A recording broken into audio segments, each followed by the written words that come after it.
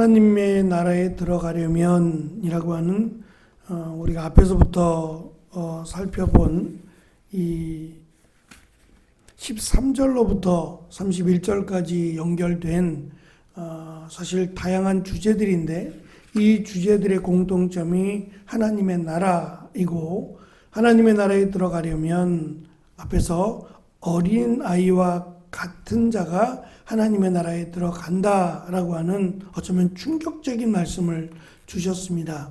사회적인 약자 또는 쓸모없어 보이는 이라고 할지라도 예수님께 나아오면 그것으로 그가 아무것도 가지고 있지 않고 그가 사회적으로 비천한 자라고 할지라도 예수님께 나와 예수님을 믿으면 그가 하나님의 나라에 들어간다라고 하는 어쩌면 너무도 쉬운 그러한 말씀을 하셨습니다.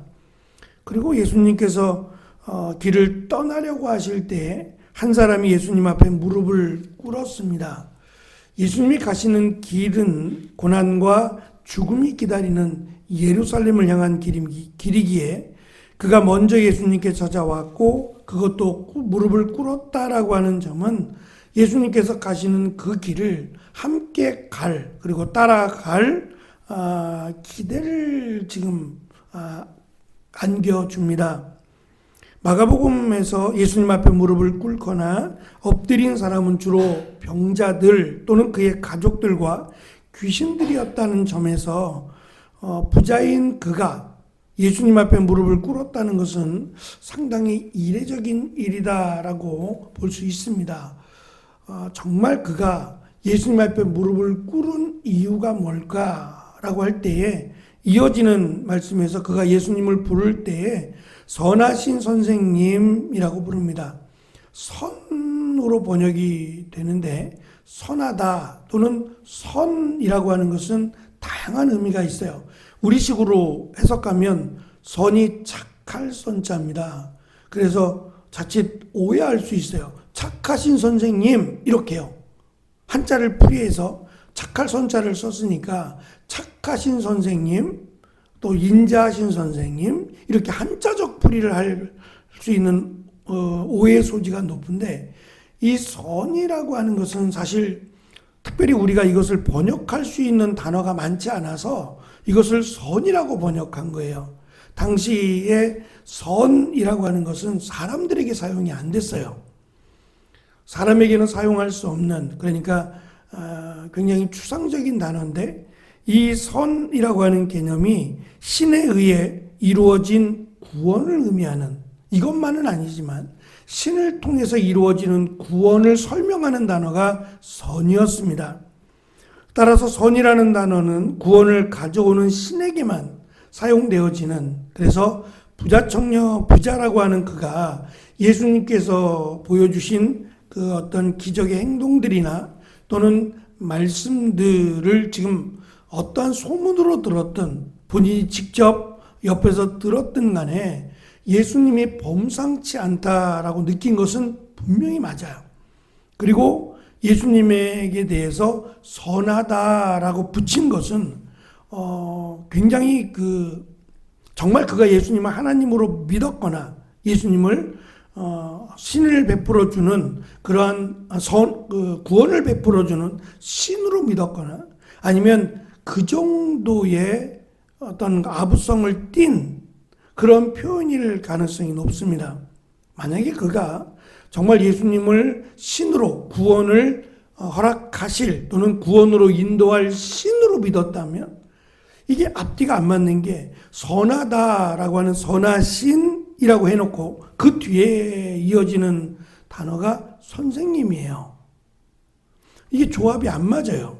선하신 주님이라고 하든가 또는 선하신 거기에 합당한 호칭이 따라와야 되는데 선하다라고 해놓고 이어지는 호칭은 선생님이에요. 말씀드린 것처럼 선하다라고 하는 이 단어는 사람에게 붙이지 않아요. 그러니까 어떠한 사람이든 흠이 없는 사람이 없고 어떠한 사람이든 자기 스스로 하나님의 나라에 갈 사람은 없어요. 그걸 모르지 않단 말이에요. 그럼에도 불구하고 그가 앞뒤가 안 맞는 선하다라고 해놓고 그 다음 이어지는 호칭은 선생님이에요. 누가 봐도 이루어지지 않는, 그러니까 처음에 기대할 때는 예수님 앞에 오자마자 무릎을 꿇었어요. 이 정도 되면 예수님이 무슨 말씀하시든 순종하겠구나. 이 정도 되면 그가 적어도 예수님을 하나님의 아들로 믿는가 보다라고 하는 기대를 안겨주지만 정작 그의 마음속에는 답을 얻고자 하는, 어떻게 하면 영생을 상속받을 수 있겠습니까? 라고 하는, 아무리 부자라도 본인 스스로 느끼는 겁니다. 아무리 부자라도 구원에 대한 확신은 없어요. 내가 하나님의 나라에 들어간다 라고 하는 보장이 안 돼요. 그러니까 이 사람은 부자이기도 하면서 굉장히 명석한 사람이에요. 자기 스스로 알아요. 내가 부자지만, 하나님의 은혜와 축복을 받아서 부자가 됐지만 그것으로 하나님의 나라에 들어가기에는 충분하지 않다라는 걸 안단 말입니다. 예수님께서 말씀하신 내용은, 첫째는 선하다라고, 선하신 이런 단어를 붙일 분은 하나님밖에 없다는 거예요. 그 하나님이 우리에게 구원을 주시는 분이니까 선하다라고 하실 분은 하나님밖에 없다. 굉장히 역설이죠. 왜냐하면 그는 예수님을 향해서 선하다고 했는데, 정말 예수님을 선하다고 했으면 예수님을 하나님으로 믿어야 선한 거예요. 근데 예수님을 하나님으로 믿지 않으니 선하다라고 고백할 수 있는 분은 하나님밖에 없다라고 말씀하신 겁니다. 그리고 이 율법에 대해서 지금 말씀하십니다. 그런데 하나님의 나라와 율법은, 예수님의 가르침에 의하면 하나님의 나라와 율법은 같지 않아요. 그러니까 율법을 지킴으로 하나님의 나라에 들어가지 않습니다. 그가 질문한 것하고는 정답을 벗어나 버렸어요. 예를 들면 앞에서 어린아이, 그러니까 하나님의 나라에 대한 동일한 말씀을 하시면서 하나님의 나라는 이런 자의 것이다 라고 할 때 어린아이를 지금 가리켜서 말씀하셨어요. 그런데 이 어린아이와 지금 이 부자 청년에게 하신 율법 또는 계명들을 연결해 보면 안 맞아요. 어린아이들이 지킬 수 있는 이 부자 청년에게 말씀하신 계명들은 주로 10계명인데 이 10계명은 아이들에게는 다 적용이 안 돼요. 이 아이들이 성장해서 어느 정도 성장한 다음에는 이 율법들이 가능하지만 이 아이에 대한 율법들은 아니에요. 그러니까 이 계명들이 모든 사람에게 하나님의 나라에 들어가기에 합당하지 않습니다. 그렇다면 왜 예수님께서 이 부자 청년에게는 하나님의 나라를 상속받으려면이라고 요청을 했는데 예수님은 그 요청에 대한 답이 아닌 계명들을 말씀하셨을까? 그가 선하다라고 하신 하나님의 말씀은 이 계명들을 통해서 적어도 하나님을 믿는 사람으로서 살아야 될 계명들이에요. 거기까지가 선하신 하나님께서 주신 율법과 계명이에요. 그리고 진짜 선하신 하나님이 주신 은혜는 멀리 있지 않아요. 멀리 있는 게 아니라 바로 앞에 있는 예수님에게 있어요. 그래서 이제부터가 하나님의 나라에 들어가기 위한 선하신 하나님이 주신 계명, 그리고 선하신 예수님께서 주시는 하나님의 나라에 들어가기 위한 방법을 지금 말씀하고 있습니다. 그 방법이란 내가 가진 모든 것, 재물인데 이 재물들을 팔아서 가난한 사람들에게 나누어 주라는 거예요. 그리고 와서 나를 따르라는 거예요. 이것이 하나님의 나라에 들어가기 위한, 그에게 하나님의 나라에 들어가기 위한 방법이에요. 그를 자유롭게 하고 그에게 진정한 하나님의 나라의 기쁨, 하나님의 나라의 가치를 가르쳐 주시는 거예요. 이 사람이 명석하니까 지금 무슨 말씀하시는지 모르지 않을 거예요. 그런데 거기까지예요. 우리가 하나님의 나라에 들어가는 것이, 또는 하나님의 자녀가 되는 것이 너무도 쉽다 생각할지 모르겠어요.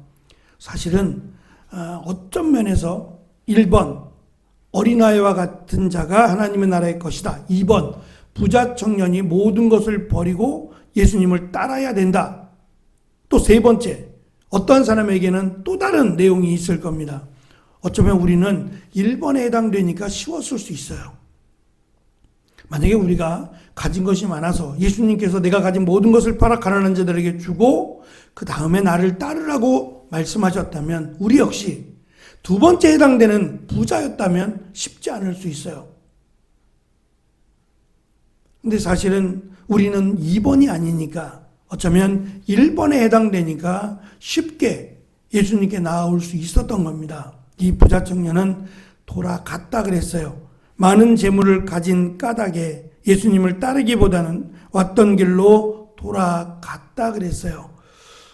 예수님을 선하신 예수님 또는 예수님을 하나님으로 믿었다면 순종했을 겁니다. 선하신 하나님의 말씀을 순종했다 그랬어요. 그러면 선하신 예수님의 말씀도 순종해야 돼요. 그런데 율법을 지키는 거에는 자기가 손해볼 게 없어요. 재물에 잃을 것이 없다 보니까 그것은 순종하기에 넉넉하지만 예수님께서 하신 말씀은 자기가 가진 재물이라고 하는 것을 내려놔야 돼요. 그것은 손해를 보는 것, 하나님의 나라에 들어가기 위해서 내가 손해를 보는 것은 감당할 수 없다는 거예요.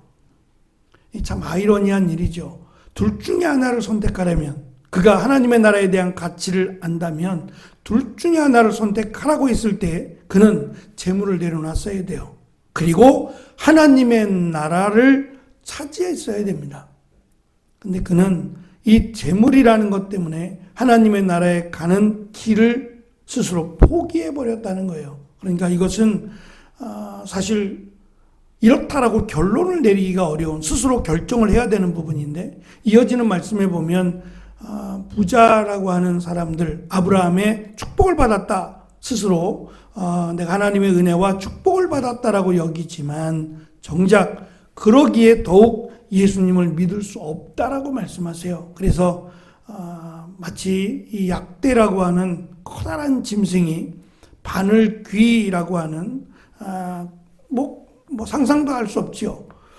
그만큼 어렵다라고 말씀하세요. 왜냐하면 만약에 이방인들이었다면 조금 다를 수 있는데 유대인들에게는 부자라고 하는 것이 하나님의 나라에 들어가는 1순위에 해당되는 사람들이라고 여겨왔기 때문에 내가 부자라도 충분해 하나님의 나라에 들어갈 수 있다라고 하는 그 생각 때문에라도 예수님의 말씀에 순종하지 않습니다.